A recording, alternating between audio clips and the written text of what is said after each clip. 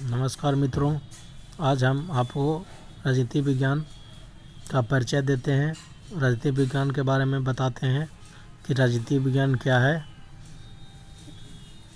सबसे पहले पाठ संरचना लेसन स्ट्रक्चर 1.0 उद्देश्य 1.1 परिचय 1.2 परिभाषा 1.2.1 राजनीति विज्ञान की परंपरागत परिभाषाएं 1.2.2 राजनीति विज्ञान की आधुनिक परिभाषाएं 1.3 क्षेत्र 1.4 राजनीति विज्ञान का सामाजिक विज्ञानों के साथ संबंध 1.4.1 राजनीति विज्ञान और इतिहास 1.4.2 राजनीति विज्ञान और मनोविज्ञान 1.4.3 राजनीति विज्ञान और समाजशास्त्र 1.4.4 राजनीति विज्ञान और अर्थशास्त्र 1.4.5 राजनीति विज्ञान एवं नीति शास्त्र 1.4.6 राजनीति विज्ञान एवं भूगोल 1.5 अभ्यास के प्रश्न 1.6 प्रस्तावित पाठ 1.0 उद्देश्य ऑब्जेक्टिव। तो सबसे पहले राजनीति विज्ञान क्या है, इसके बारे में हम उसका उद्देश्य देख लेते हैं। इसका क्या उद्देश्य है, राजनीति विज्ञान पढ़ने का क्या उद्देश्य है।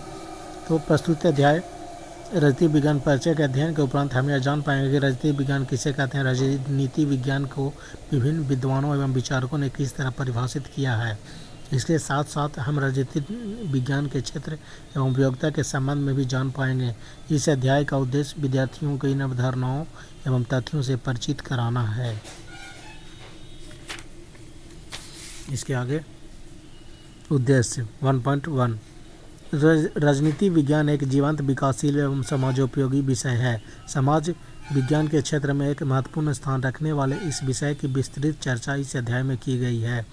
इस अध्याय में राजनीति विज्ञान की परिभाषा, आधुनिक एवं परंपरागत क्षेत्र में उपयोगिता की चर्चा की गई है।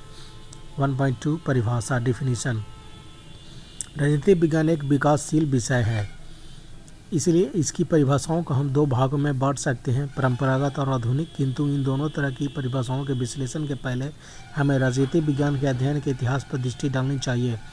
राजनीति विज्ञान के अध्ययन का इतिहास, history of the study of political science. राजनीति विज्ञान व्युत्पत्ति की दृष्टि से पॉलिस सबसे बना है। अरस्तू की प्रसिद्ध पुस्तक का नाम द पॉलिटिक्स है, जो ईसा पूर्व 335 से 323 ईस्वी में लिखी गई थी।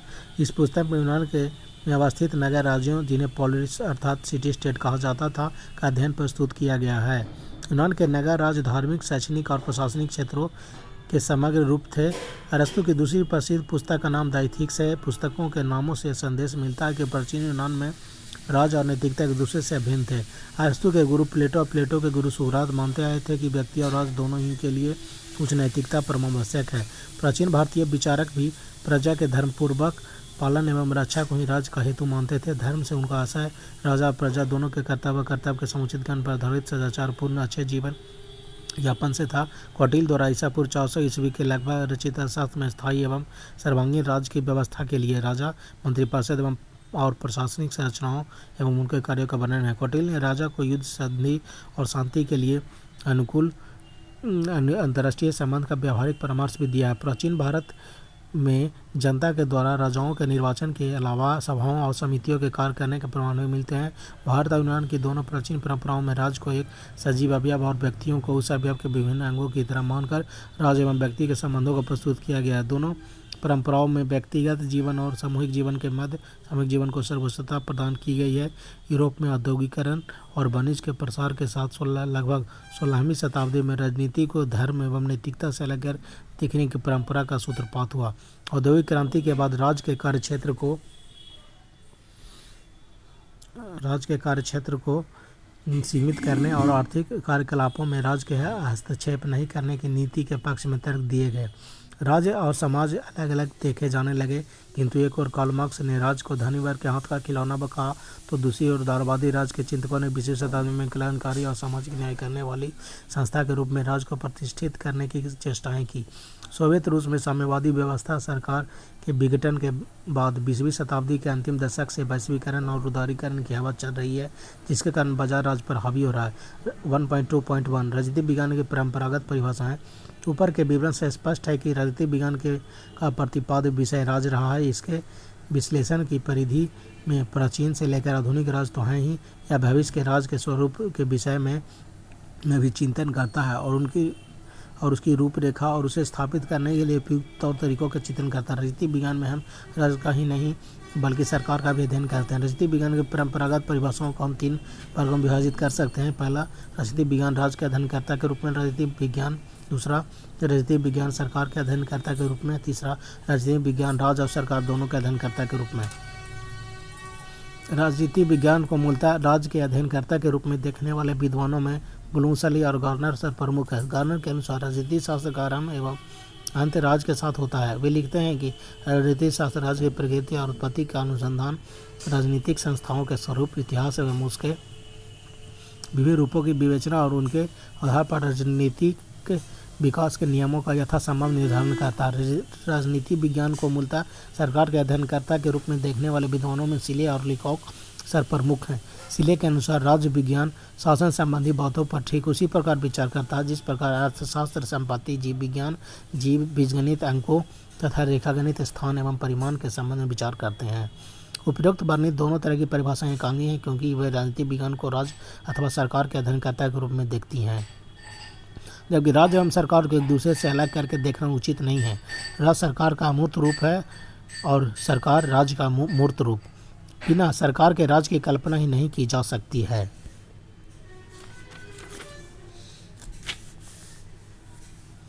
राजनीति विज्ञान को राज्य एवं सरकार दोनों के अध्ययनकर्ता के रूप में देखने वाले विद्वानों में पॉल जैनेट सर प्रमुख हैं। उनके अनुसार राजनीति विज्ञान समाज विज्ञान की वह शाखा है जो राज्य के आधार और सरकार के सिद्धांतों का विवेचन करती है। गेटेल और लास्की ने परंपरागत दृष्टिकोण को शिथिल किया है। गेटेल के अनुसार राजनीति विज्ञान राजनीतिक मानव का अध्ययन करता है।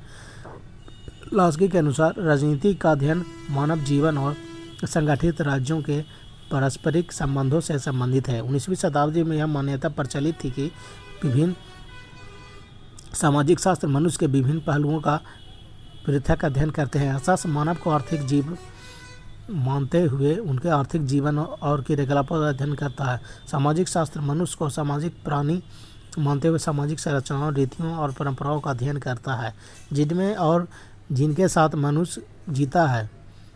राजनीति विज्ञान मनुष्य को राजनीतिक प्राणी मानते हुए उसके राजनीतिक जीवन से संबंधित होने के कारण राज्य तथा सरकार का अध्ययन करता है। तो ये हम पढ़ लिए आज। ये 1.1, 1.2 दोनों और 1.2.1 का तीनों पढ़ लिए कि राजनीति विज्ञान क्या है, इसके बारे में उद्देश्य पढ़ लिए कि राजनीति विज्ञान का क्या उद्देश्य है पढ़ने से और क्या इसका डिफिनीशन है क्या। उसके बाद हम लोग देख लिए कि राजनीति विज्ञान का सबसे पहला यूनान में शुरू हुआ था और राजनीति विज्ञान का सबसे पहला अरस्तु ने ये उसका सिद्धांत दिया था। इन्होंने द इथिक्स और लिखा था किताब का और उसी के द्वारा राजनीति का वर्णन किया गया उसी में। और